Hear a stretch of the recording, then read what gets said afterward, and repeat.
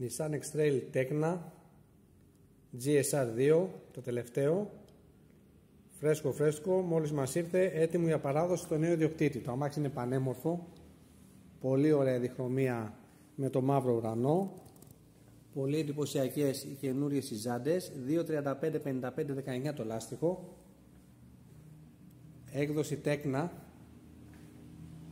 η κορυφαία εκδοχή του X-Trail. Το συγκεκριμένο αμάξι είναι με ήπια ευρυδικό κινητήρα. Πάμε με κάποιες λεπτομέρειες εσωτερικά. Όμορφη εξήλινη επένδυση με μαύρο χρώμα στο ταμπλό επάνω, δερμάτινο ταμπλό βέβαια, μεγάλη οθόνη 12, κρυφό φωτισμό, εννοείται βέβαια αυτόματο μόνο το X-Trail, made in Japan, το τονίζουμε,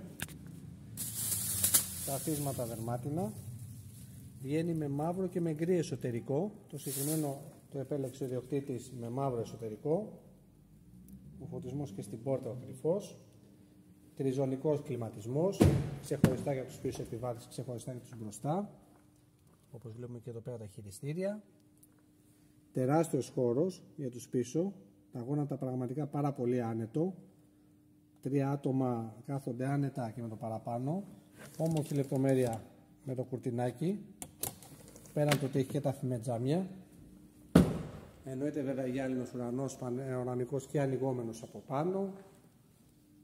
Και όλα τα λεφτά είναι η ζάντα η καινούρια, δηλαδή το έχει ομορφύνει απίστευτα πολύ. X-Trail, 163 ύπους, μεταβλητή συμπίεση στο turbo, τρομερές επιδόσεις. Το αμάξι είναι διαθέσιμο και για test drive. Είναι από τα αυτοκίνητα που παρακαλάμε να το οδηγήσει κάποιος, διότι μόνο αν το οδηγήσει θα καταλάβει τι εστί X-Trail. Είναι μακράν μπροστά σε σχέση με τον ανταγωνισμό.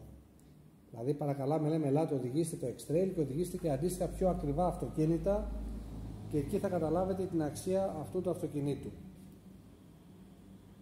163 ύπους, made in Japan το τονίζω, πολύ καλά επίπεδα εξοπλισμού, εξαιρετικό στον δρόμο. Σας περιμένει στο κατάστημά μας στη Βόλη 97 στον Πειραιά. Nissan Κυριακούδης 4911 410.